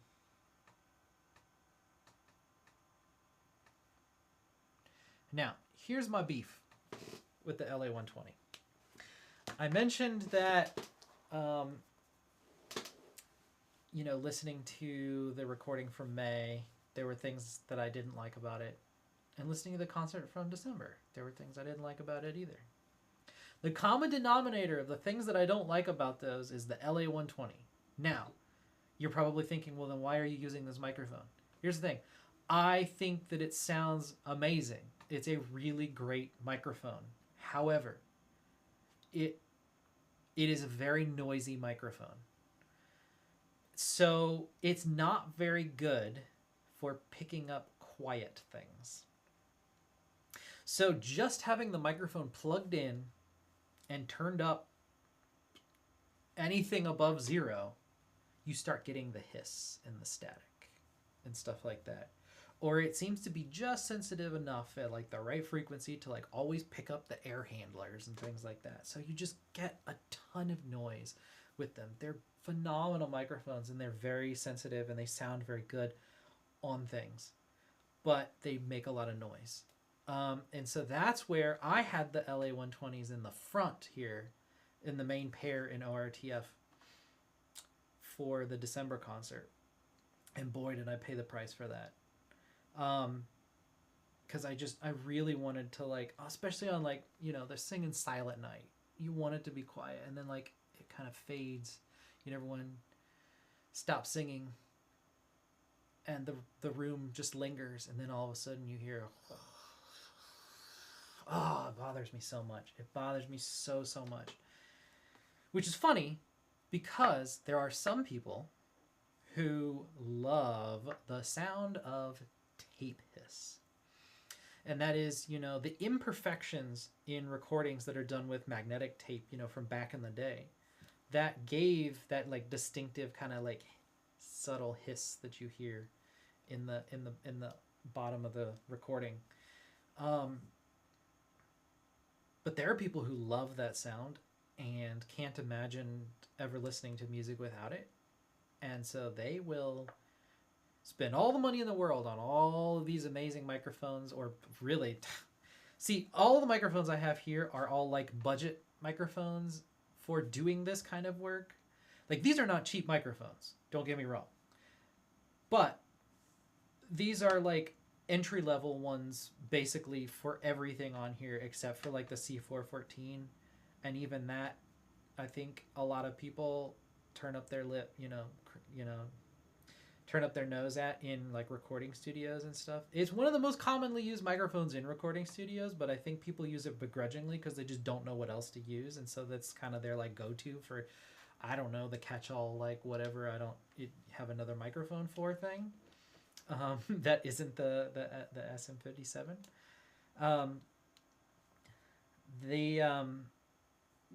Anyway, these are all good microphones, but they're not the best ones that are out there. And so people who are, like, the big time people doing this, they all got Schoeps and Neumanns and things like that. These beautiful microphones that make no sound at all. Like, you can crank up the knob on that microphone as high as it will go, and you can hear a pin drop on the other side of the stage, and it'll be crystal clear. No noise whatsoever. Those things are amazing. And so people who do this, who are, like, the real professionals, again, the real professionals, they've got all those amazing microphones. But then they're like, it's too quiet. It's too quiet. And so then they come in and add tape hiss. So that was kind of where I arrived at this situation in May, in that I still used the LA-120s on the chorus. And I thought it worked great for that because I put it closer to the chorus, like I said I like to do. And so the chorus was loud, and so I didn't have to crank it up quite as much. And then it just had a little bit of that, like, staticky, fuzz in the quiet parts. The thing is, that's where I was saying, like, in hindsight, I should have or could have adjusted that sound a little bit more to, like, follow the music, maybe. And in the really quiet parts, just turn down those microphones a little bit more, because when everything is really going, when the whole machine is churning in that May recording, it sounded great, and I think that it really added character to have the noise from the LA-120, which kind of sounds a little like tape hiss. But in the really quiet parts, like the string bits, I could really hear it, and it bothered me a lot. And it's one of those, like, I thought at the time it sounded great. It sounded great on my headphones. It sounded great in my monitors. I watched it in my living room on the stereo in there, and I listened to it in my car. I listened to that whole thing 4 times in 4 different speakers.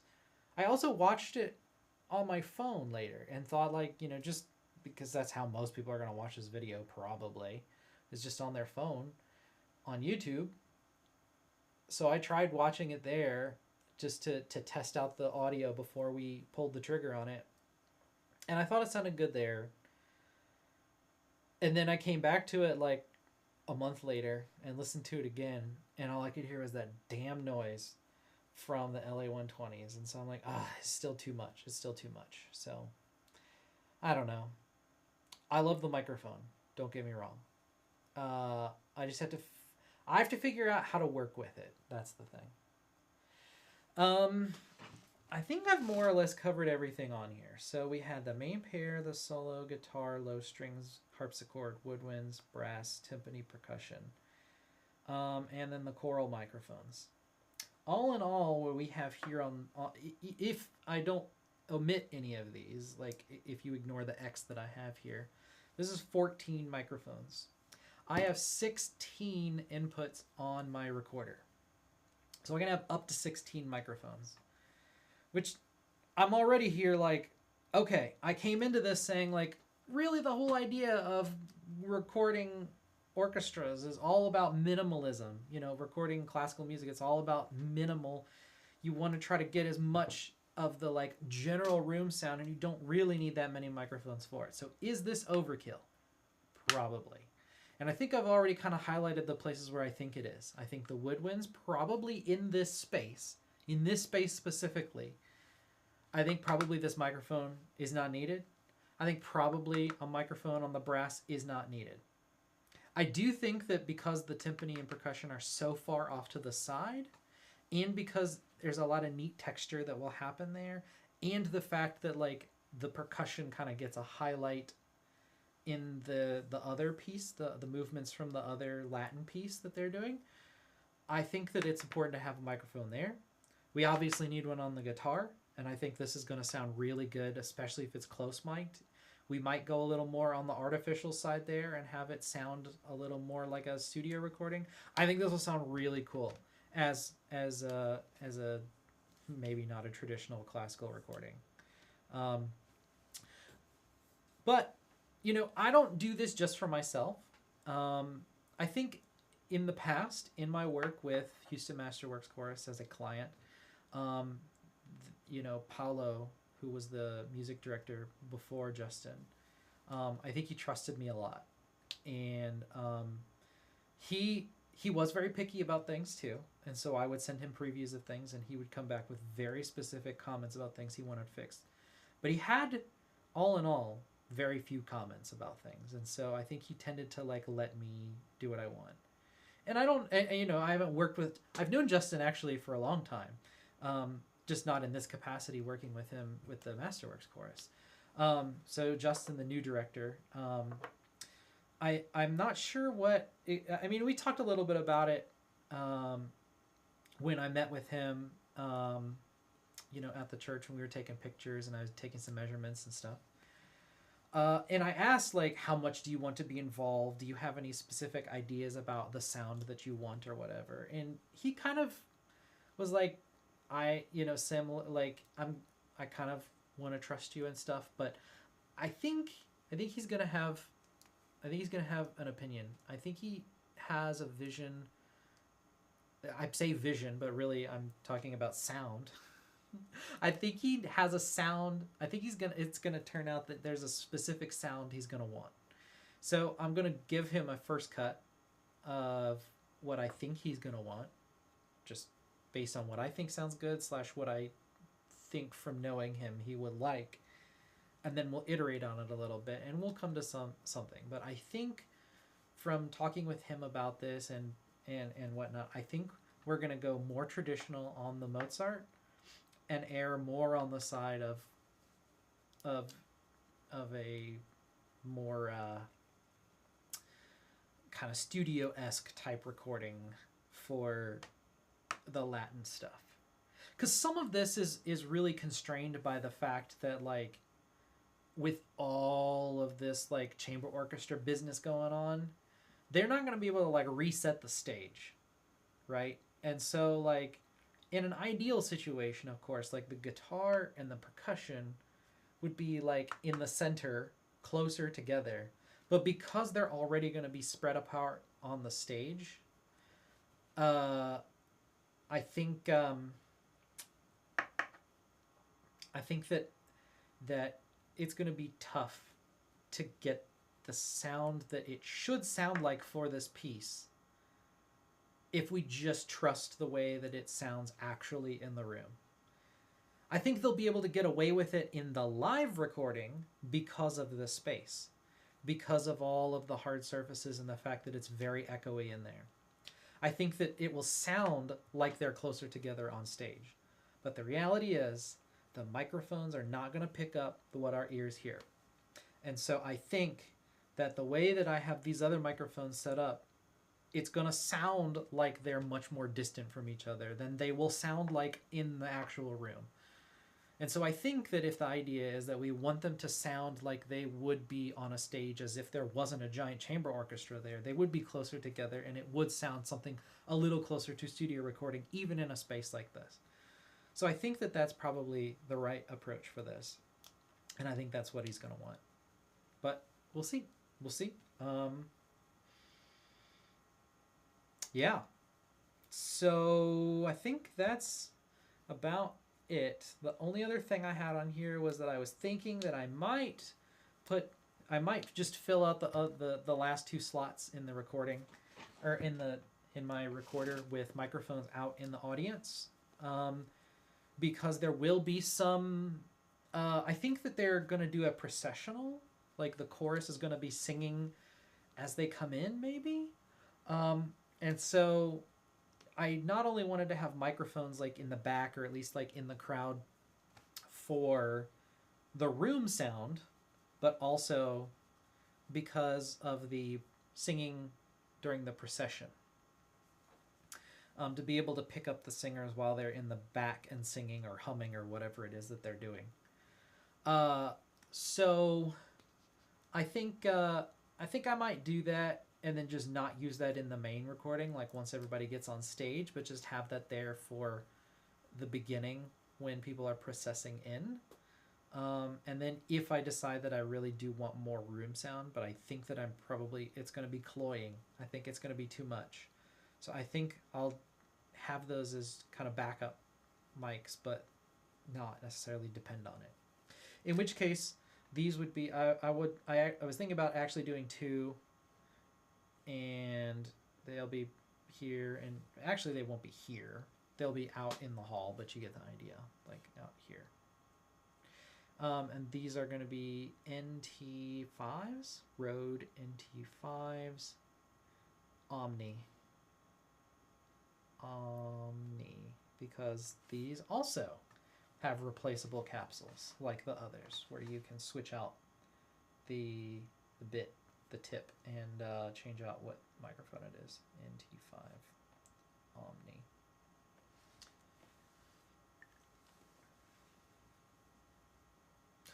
Okay, so we have a stage plot that I just hand drew here on our cat.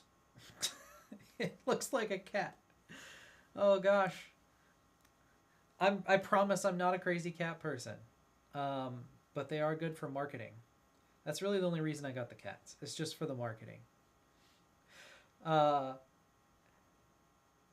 Anyway, this cat-shaped stage.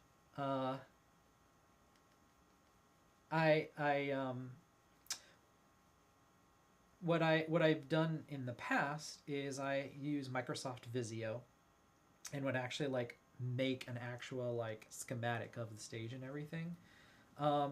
I did that in May. I didn't necessarily do it in December, but I sketched it out by hand, but I did it like all like with precise measurements on paper, like on engineering paper with graph paper, and did it that way. So I like to have these very specific diagrams. So I might type this up, but I think I don't have as much time now as I had in the past when I did those. So I might also just not, and we'll just live with a screenshot of what we got right here. No. And then, but anyway, I need to get some like the measurements. So I did take measurements of the stage, and that way I can get an idea of how much cable do I need, because So the more cable, the more long cables specifically that you have. This is something I learned at the December concert. It took forever because I had individual cables for every single microphone. And so I had many, like 100-foot, 50-foot, 75-foot cables, and it just took forever to lay out and then to spool them up at the end of the night. Oh my God, it took so long. So what I did in May was I bought a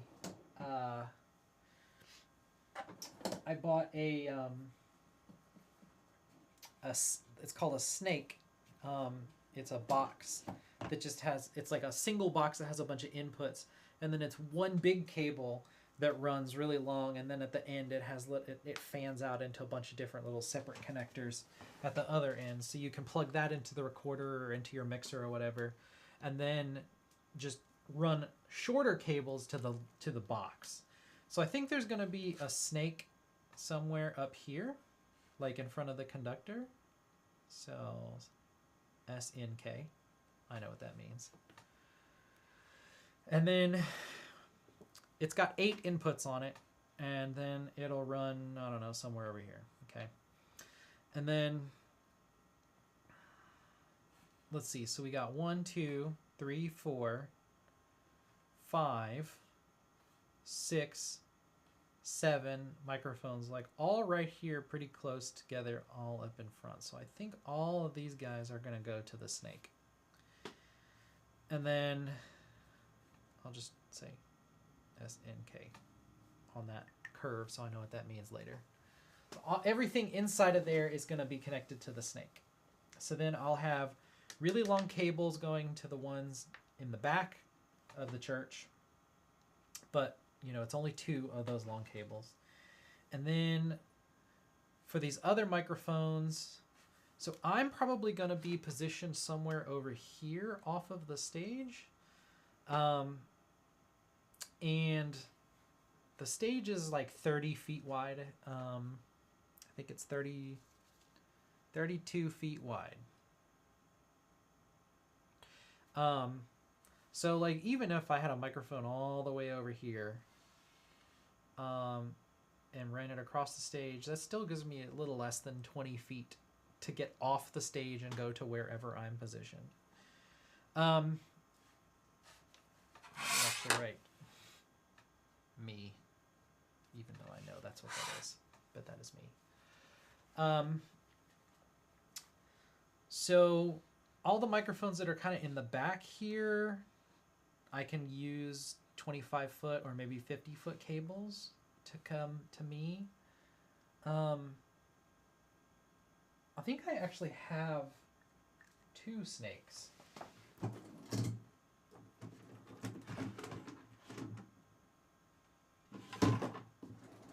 Oh, I know what it is. I do have 2 snakes, but the other one's 100-foot, and I don't want to get that guy out. That's a big pain in the butt. Anyway, but if I get a bunch of short, you know, these are maybe 10, 15, 20-foot cables to come to the snake here up in the front.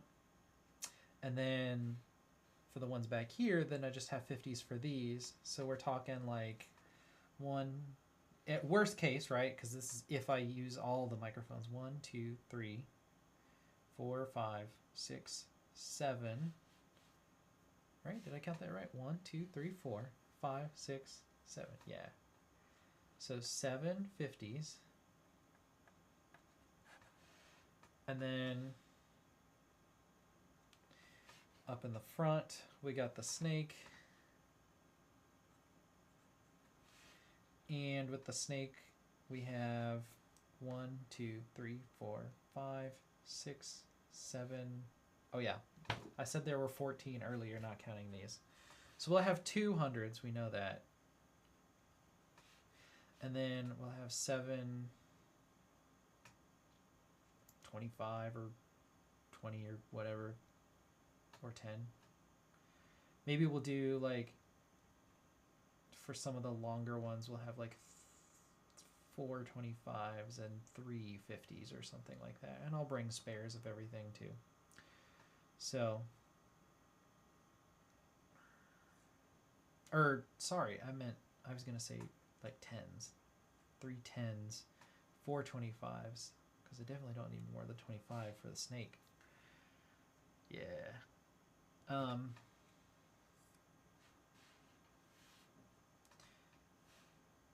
Why did I write that weird? I'll figure out what that means later. Or watch my recording, right?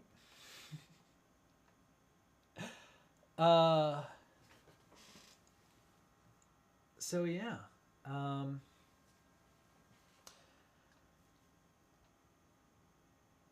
I think that's a pretty good plan. This isn't quite everything I wanted to get through tonight, but I am on the tired side.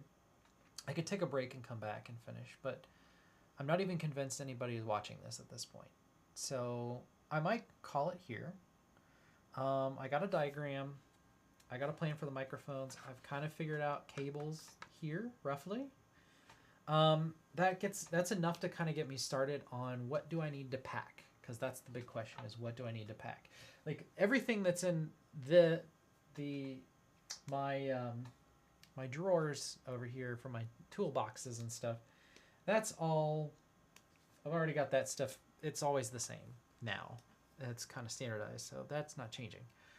But I do bring the cables separately in another tub, and I pre-count them out, whatever I need. So then I don't just have to lug around a bunch of stuff I don't need either, which is something that I also did in December. I brought like every cable that I owned, and then was like, why did I do that? If I had a permanent like van, I really want to. I'm not made of money. If I was, I really want to get like a work van that I could leave a lot of this stuff in all the time, and not have to like load and unload stuff in my house, and just keep it in the van. So then I could just keep all of my cables in the van, right? But I don't have a van, so I have to load everything up in my little in my car, which it all fits, because I got an SUV for a reason, but it's still a small SUV. So limited real estate, and also just I'm a one-man band. More cables to bring, the more stuff I got to deal with cleaning up. So anyway, the only other thing we haven't talked about really are stands. So we're gonna, which I can do right now actually. So we're gonna have 1, 2, 3 in the back, because these two microphones will be together. So we'll have 3 of the tall stands.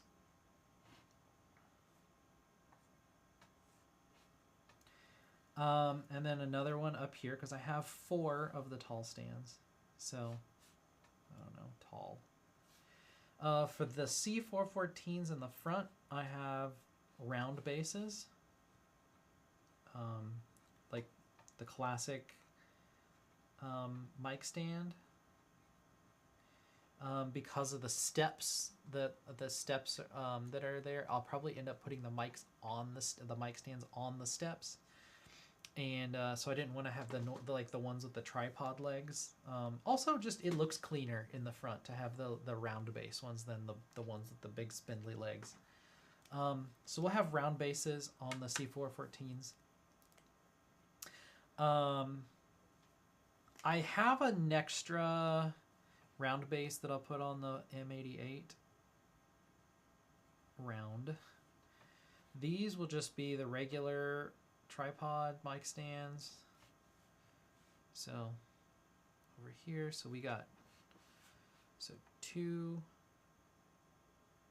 Well, we'll come back to that. So we got all 4 of the tall stands. We have the 3 round. And then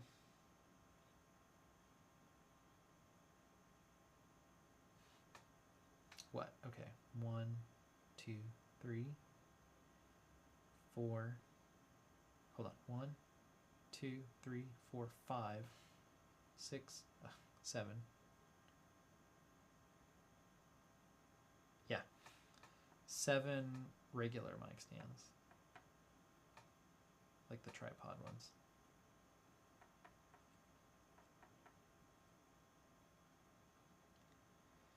Um, for the harpsichord, you know what, here, let me do this. I'll get 6 regular stands and then 1 with the long arm for the harpsichord.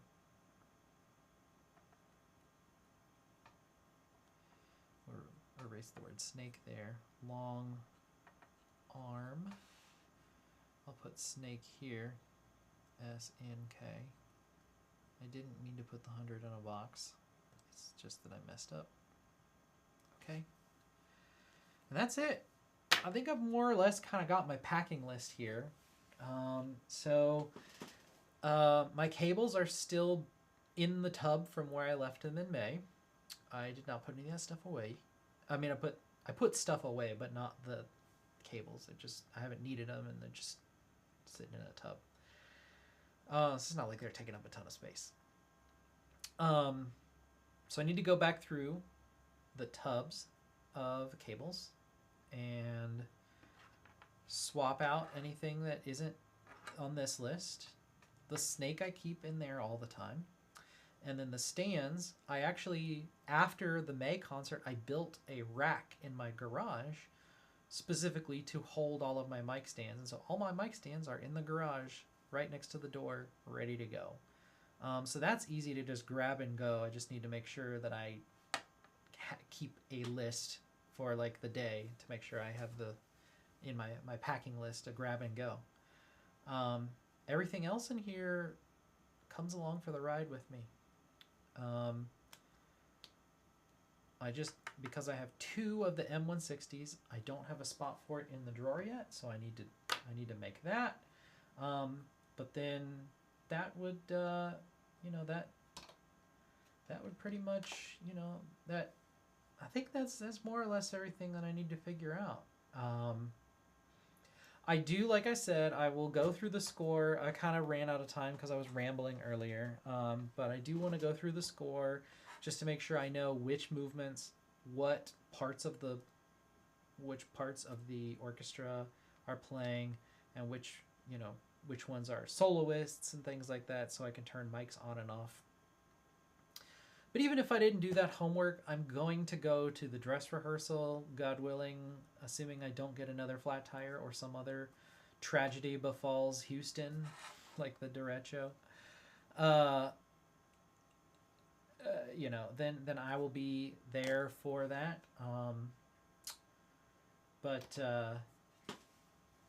So yeah, I think we've more or less kind of got through our plan then. We did what we set out to do here. And I just want to, if you're in the Houston area and you're not someone in Houston Masterworks course watching this, you should go to the concert. It is, again, Sunday, November 2nd at 4 p.m. at St. Philip Presbyterian. They're doing Mozart's Requiem, and then I can't believe I don't have in my notes the name of the other piece, and it's escaping me. But it'll be good time. And then there's ballet dancers involved too, which I gotta see how that's gonna work. I don't think that's a consideration I need to make for any of the stuff that we've talked about here, because they're not going to be going up on the stage. I think they're going to be in front of the stage. But I'm trying to confine most of my stuff to either like on the stage or in the immediate vicinity of the stage. So hopefully it's largely out of the way. But anyway, yeah. If you're interested in going to the concert, you should go check it out. You can check out the Houston Masterworks. I think they're, is it HoustonMasterworks.org?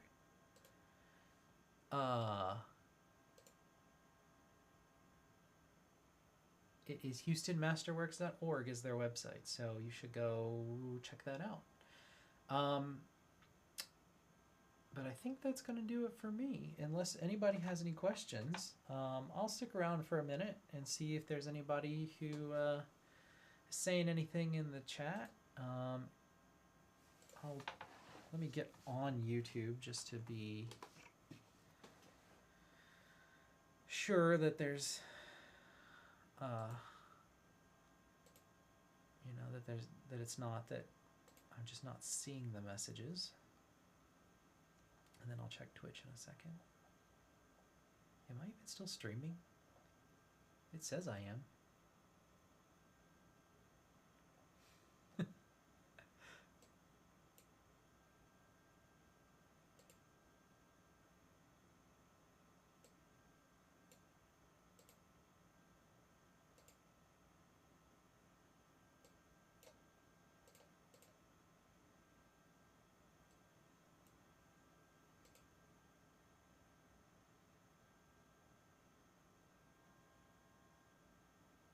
Okay. Yeah. All right. Well,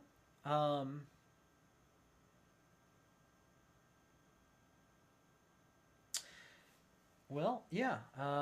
So that's it. That's my exciting Saturday night. This is how I spend my time when it's not with the cats. It's thinking about microphones and orchestras and how it all goes together. So I think without further ado, we'll call it here. So everyone have a good rest of your evening, rest of your Saturday night, rest of your weekend, and maybe we'll do another stream soon about this or maybe about something else. Who knows? I've got a number of different ideas of things that I'd like to stream about, not just this. But, I was like, got to start somewhere, and this is something that I could do that might, like help put me out there so people who might be interested in my services in the future see the kind of thought that I put into preparing for something like this and know that I'm not just going to show up and just throw up some microphones. And also and to help Masterworks get the word out there for their concert, so they can sell a few more tickets and hire me for some more concerts. So, but yeah, no, but I have a lot of different stuff I've been working on, and I want to get more into streaming, so I need to start doing it more regularly, and I haven't figured out what that's going to look like yet, but stay tuned because I'm sure there will be plenty more. Especially as I'm finally getting my business off the ground and trying to do more frequent gigs like this, especially the big exciting ones, because these are the fun ones that I love. This is what I set out to do, is to do these kinds of big concerts, and I thought I'd have to build up to it, and I'm grateful that I've had the opportunity to just jump right in to do this kind of stuff, and glad that I can offer this service to organizations that might not otherwise have access to this kind of thing. And so yeah, but anyway, like I was saying, have a great evening, and I will talk to you all again soon. See you later.